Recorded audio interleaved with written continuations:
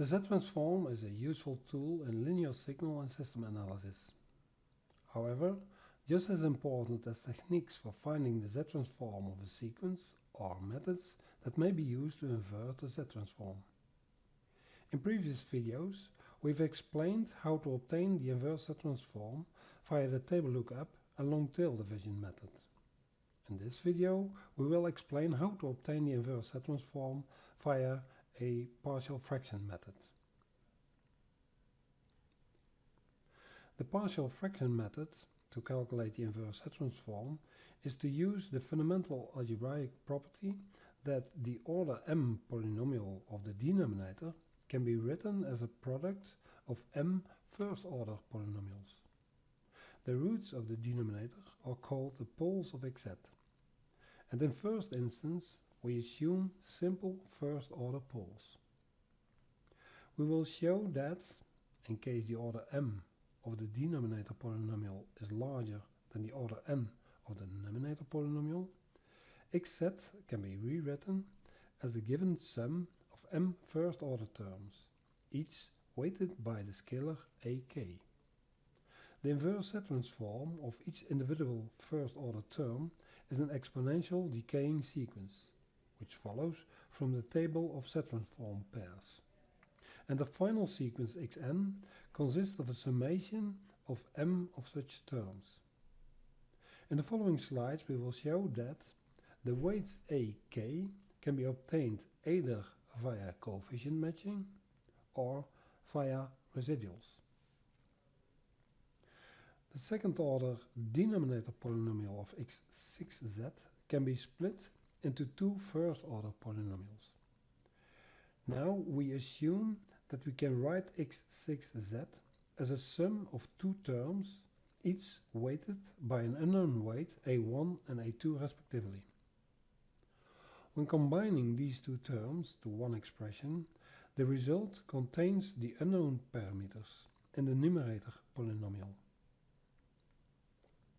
When comparing, matching, the coefficients of all terms with the original numerator polynomial, results in this case in two equations with two unknowns a1 and a2, which can be solved, and can be used in the original expression of x6z, from which the inverse Z-transform results into the given expression for the sequence x6n. Calculating the inverse Z-transform of the same function x6z via the residual approach goes as follows. Here we see two different expressions for x6z. The left-hand side of the equal sign represents the original expression from which the denominator is split in first-order terms. The right-hand side of the equal sign represents the two first-order terms with unknown weights, which can be solved via the so-called residual approach, which can be explained as follows. A procedure for evaluating the weight a1 is obtained by multiplying the right-hand side of the representation of x6z with 1 minus 0.2 z minus 1 and evaluating this result at z is 0.2. Applying the same steps to the left-hand side of the representation of x6z, that is, first multiply with 1 minus 0.2 z minus 1, and evaluating at z is 0.2, leads to the value of the weight a1. Applying the same steps to evaluate a2 leads to the following result.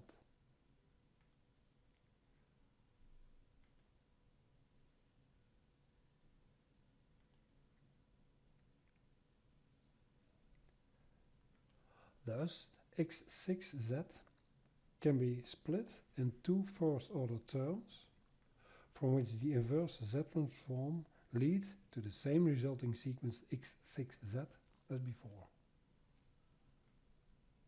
In case of simple poles, the inverse Z-transform procedure of the partial fraction method needs one extra step when the order of the denominator m is smaller or equal than the order n of the numerator, which goes as follows. First, split xz by using long tail division and stop this long tail division procedure when the resulting rational polynomial function fz is such that the order of the denominator is larger than the order of the numerator. The coefficients bk are calculated via the first steps of the ascending ordered long tail division method, while the partial fraction method can be applied to the rational polynomial function fz. The inverse z transform results in a sequence xn, which consists of two parts. The first part is a sequence of delayed delta pulses with weights bk, and the second part, fn, is the inverse z transform of fz. x7z is an example from which the order n of the numerator, which is equal to 3, is larger than the order m of the denominator, which is equal to 2. In the first step, we split x7z into two parts. The first part, in red, is obtained by applying ascending ordered long tail division. This long tail division procedure is stopped when the resulting rational polynomial function fz, in blue, is such that the order of the denominator, which is 2, is larger than the order of the numerator. In the second step, we apply partial fraction method to fz. In this case, write fz as a sum of two first-order denominator polynomials and calculate the weights a1 and a2, either via coefficient matching or via residual method, which lead to the given result. The sequence x7z consists of two parts. The first part, in red, is a sum of two delta pulses, which is clearly the inverse z transform of the first part of x7z. The second part, in blue, is a sum of two exponential decaying sequences, which is clearly the inverse z transform of the two first-order denominator polynomials of fz. Finally, the partial fraction method needs to be adjusted in case of multiple order poles.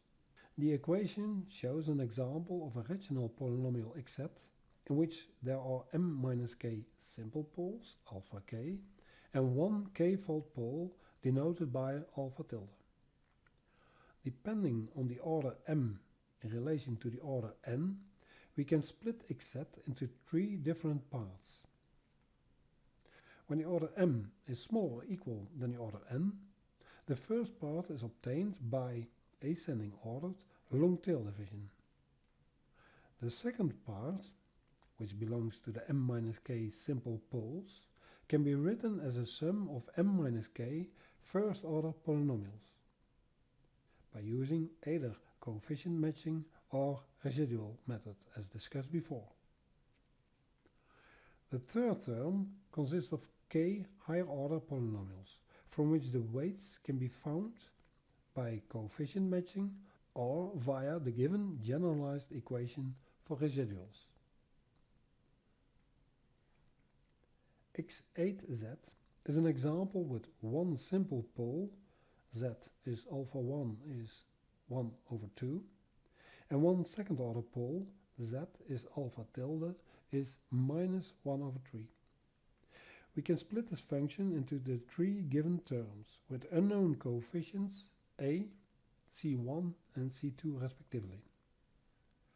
Coefficient matching of the numerator results in three equations which lead to the given values for a, c1 and c2. Now the inverse z transform of the three terms of x8z result in the sequence x8n from which the last parts are found by using the table of z transform pairs.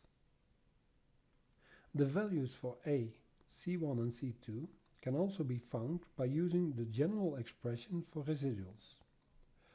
For the first simple pole, the general residual expression reduces to the expression as discussed before, which leads to the value a is 3. For the second order pole, The general residual expression leads to the following two equations. First for C1 and second for C2, which lead indeed to the same results as before.